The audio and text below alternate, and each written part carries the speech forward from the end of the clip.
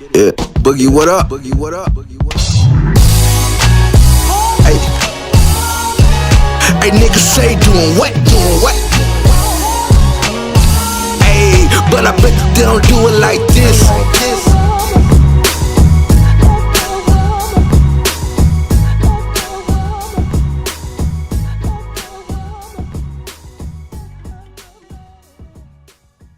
Welcome to Watch the Right Film, the show where we discuss, debate, and review black film.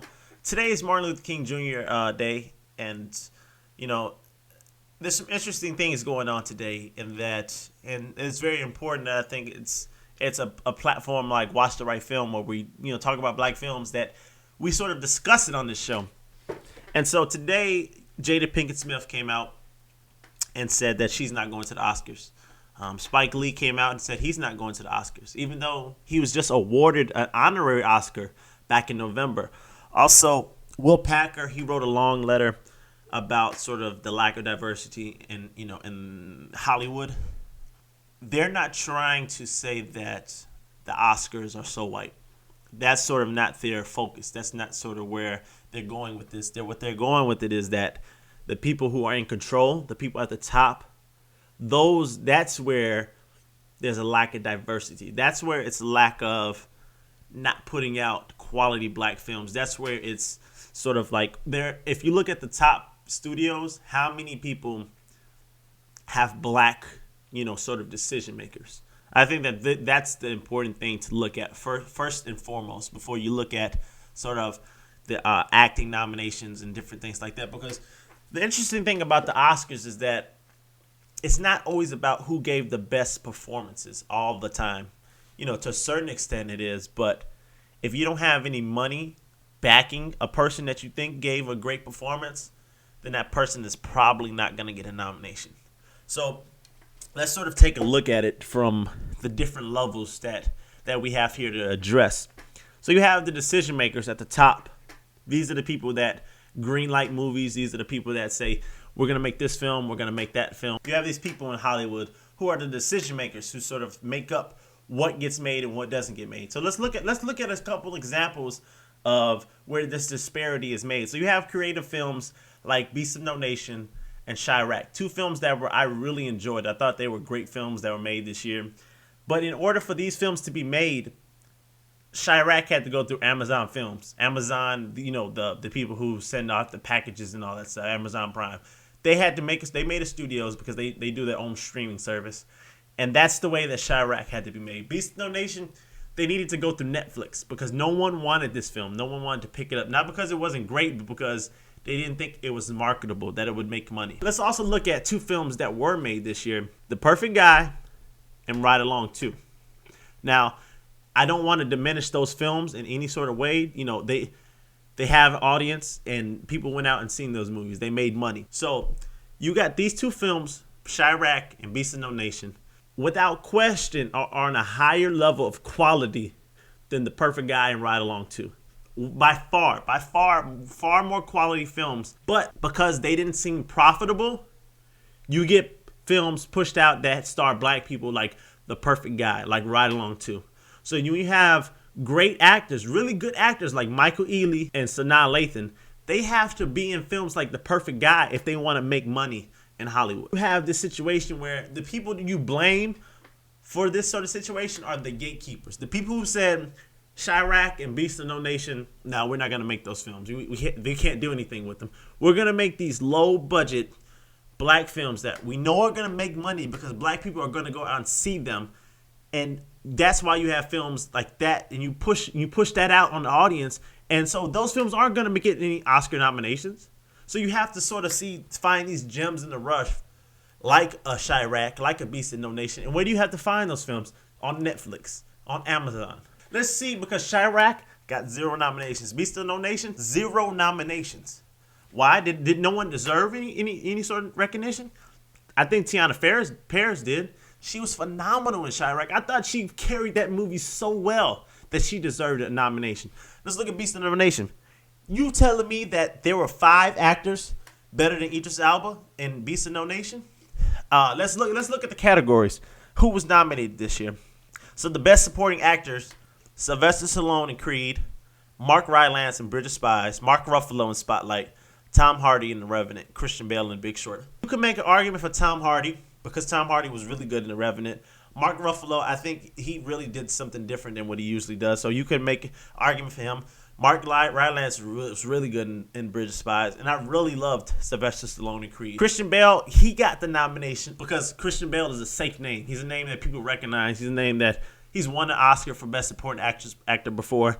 And so you see why there's a situation where he gets the award he gets the nod over Idris Elba. Not only that, not only because of those sort of things, but because since Idris Elba was in the film Beast of No Nation, that was a small budget film, it went straight to Netflix. You might have Hollywood really not liking that films are going straight to Netflix.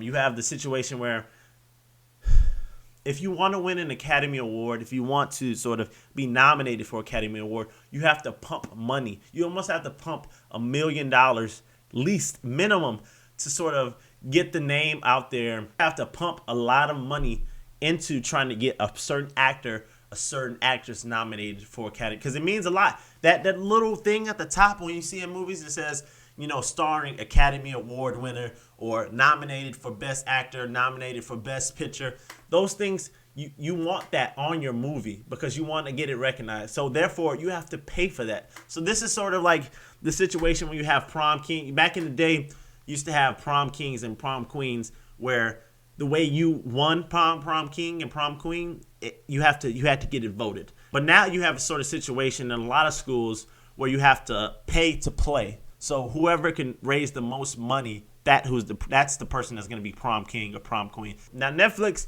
they produced this film, but I'm sure they didn't put a lot of money to try to get Idris Elba nominated. It becomes very political in that way. So you can see why certain actors didn't get the recognition that they needed to. In the past 15 years, let's look at the past 15 years, and you look at the Will Smith films, you look at Denzel Washington films, you look at Halle Berry films. We just use those for examples. If you look at their relationships when they are in films, when they're in big budget films, how many times have they been matched up in a relationship with a dark-skinned woman or a dark-skinned man? I'll wait. When's the last time you seen Will Smith with the dark-skinned woman in a film as his, love interest? Bad Boys 2. And before that, Regina Hall in Enemy of the State. What was Denzel's love interest in Hurricane? Or when you do have a lead black actor or actress, a lot of times their love interest isn't a black person. And it's definitely not a dark-skinned black person. The last time Halle Berry was in a film, was it A Call, The Stranger Calls, or A Call, or The Call, when she was in that film? It was a very short, low-budget film. So that way, there you have her having a love interest like Morris Chestnut. That's another person that, if you look at Morris Chestnut's career, he's a pretty good actor. He's not terrible, but he does. When's the last time you've seen him star in a movie? When's the last time you've seen him being able to get certain opportunities? Or Boris Kodjoe. When's the last time you've seen him be able to get, a major role in a film? So Morris Chestnut, who's, an acceptable actor, he has to be in certain films like The Call with Halle Berry, where he's just, a little small piece of it. You have him in a film like The Perfect Guy, where he's a small cog in it. He's working, but he's not really being recognized as, the actor that he is. Okay, so look at Denzel. When's the last time you seen him with a dark-skinned woman in the film? Training Day, he's with Eva Mendes. If you look at Will Smith in both Men in Blacks, what color was his love interest? I, Robot, Hitch, I Am Legend, 7 Pounds, Hitchcock, Focus. Let's look at Denzel Washington. Courage Under Fire, Training Day, Out of Time, Deja Vu, American Gangster, The Book of Eli, Flight, The Equalizer. Even Two Guns. He opposite his co-star was white. So you have this situation where, I don't think that our top celebrities are speaking out enough against this sort of disparity that they show. Because when these people aren't getting enough credit for their sort of roles in films, you telling me that, a Sanaa Lathan, Taraji P. Henderson couldn't have starred in those films? You telling me Sanaa Lathan wouldn't have did a good job in Focus?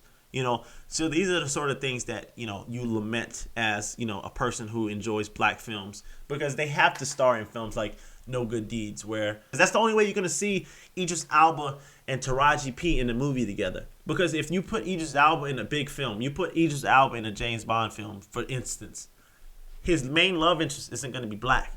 She's going to be a white woman. And that's just how it is. You're not going to see Denzel Washington in a movie. His next movie that he comes out with, if he has a love interest, I can assure you she's not going to be black. And if she is, she's going to be very light-skinned. If you see Will Smith in his next film, his love interest will not be black. So, and who makes that the call?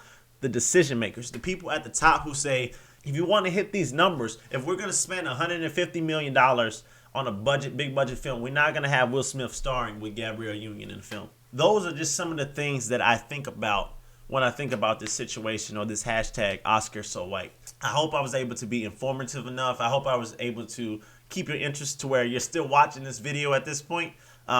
If you did, thanks. As always, you can support Watch the Right Film by clicking the like button or subscribe button. If you have some comments, I'm happy to have an open dialogue with anyone about this situation because it's an important topic. It's an interesting topic. It's a topic that needs to be discussed. So if you have any comments, comment below. So this is Watch the Right Film, the show we discuss, debate, and review black films. So see ya.